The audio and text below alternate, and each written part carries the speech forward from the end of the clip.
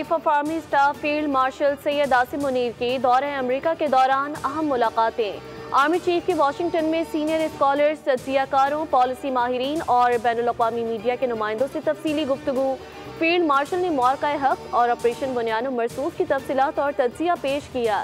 खिताब में कहा कि कुछ इलाकाई अनासर हाइब्रिड वारफेयर के तौर पर दहशत गर्दी को हवा दे रहे हैं। पाकिस्तान ने दहशत गर्दी के आलमी जंग में हर अव्वल दस्ते का किरदार अदा किया। पाकिस्तान ने महफूज और पुरअमन दुनिया के लिए इंसानी और मुआशी लिहाज से बेपनाह कुर्बानियाँ दी हैं। पाकिस्तान जिम्मेदार फ़ाल रियासत के तौर पर खत्ते में कशीदगी कम करने और इज्तिमाई सलामती में किरदार अदा कर रहा है। आर्मी चीफ की बैनुल-अक़वामी शराकत दारों को बाहमी ताउन के मौक़े तलाश करने की दावत। शुरा ने चीफ ऑफ आर्मी स्टाफ के मौक़िफ़ की शफाफियत और वसाहत को सराहा।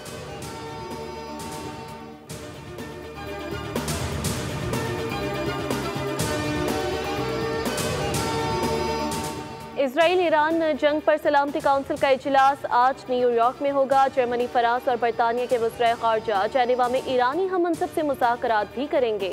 ये मुलाकात खत्ते में कशीदगी में शदीद इजाफे और ईरान के जौहरी प्रोग्राम पर तातुल का शिकार कोशिशों के बाद पहली बराह रास्त सिफारती बातचीत होगी, जो इसराइल के ईरानी फौजी और जौहरी मकामात पर हमलों के बाद हो रही है। बरतानिया के वज़ीर ख़ारजा लेमी ने एक बयान में कहा कि उन्होंने अमरीकी वज़ीर ख़ारजा रूबियो के साथ मशरिक़ वस्ता में कशीदगी कम करने के लिए मुमकिना मुआहदे पर बातचीत की। सेक्रेटरी जनरल अक़वाम मुत्तहिदा ने ईरान यूरोपीय वज़ीर ख़ारजा की मुलाकात को मुस्बत करार दे दिया। कहा, ईरान इसराइल तनाज़ा ख़त्म करने का बेहतरीन रास्ता सिफारतकारी है। बहुत जाने ज़ाया हो चुकी सिफारतकारी की जानिब लौटना होगा। अमरीकी सदर डोनाल्ड ट्रंप ने 2 हफ्ते में अहम फैसला करने का इंदिया दे दिया। तर्जुमान व्हाइट हाउस के मुताबिक ट्रंप 2 हफ्ते में इसराइल ईरान जंग में अमरीकी किरदार पर फैसला करेंगे। मुज़ाकरात के लिए ताहाल एक विंडो मौजूद है और सिफारती हल के लिए कोशां हैं।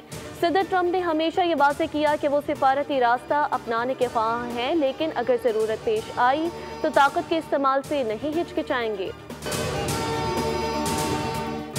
ईरान ने एक बार फिर गासिब रियासत इसराइल पर बैलिस्टिक मिसाइलों की बारिश कर दी। आज जनूबी इसराइल को हदफ बनाया गया। पूरे इलाके में सायरन बज गए।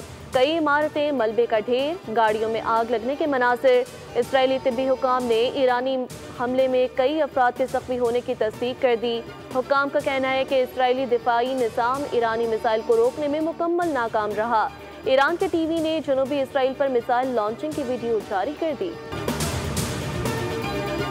चीनी के सट्टेबाजों और ज़ख़ीरा अंदोज़ों की शामत। हुकूमत का मुलव्विस अनासर के खिलाफ कार्रवाई का फैसला। वज़ीर-ए-आज़म शहबाज शरीफ ने अहम इजलास तलब कर लिया। चीनी की कीमतों से मुतालिक ब्रीफिंग दी जाएगी। ज़ख़ीरा अंदोज़ों और मसनूई इजाफा करने वालों के खिलाफ कार्रवाई होगी।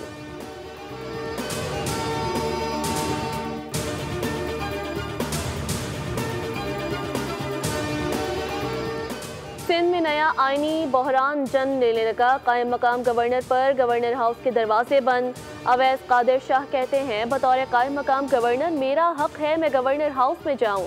दफातर की चाबियों के मामले पर तर्जुमान गवर्नर हाउस की वजाहत। कहा, अवैस कादिर शाह को सूरत हाल पर गलत फहमी हुई। कायम मकाम गवर्नर के लिए मखसूस दफ्तर पेश के तौर पर तैयार था। मरकजी दफ्तर इस्तेमाल करना मकसूद था तो बर वक्त आगाह किया जाता।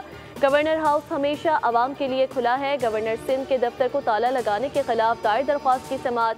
सिंध हाई कोर्ट ने कायम मकाम गवर्नर को दाखिले की इजाज़त दे दी। रिमार्क्स दिए, रिहायशी कमरों के अलावा दीगर दफातर तक रसाई दी जाए। अदालत ने 23 जून को प्रिंसिपल सेक्रेटरी से रिपोर्ट तलब कर ली।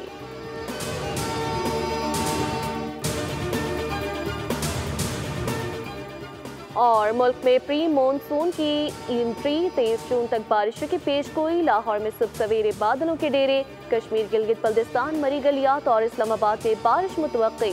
कराची में सुरमई बादलों का राज। मुख्तलिफ इलाकों में हल्की हल्की फुहार। ठंडी हवाओं से गर्मी का जोर टूट गया। 25 जून से 2 जुलाई तक बारिशों का इम्कान।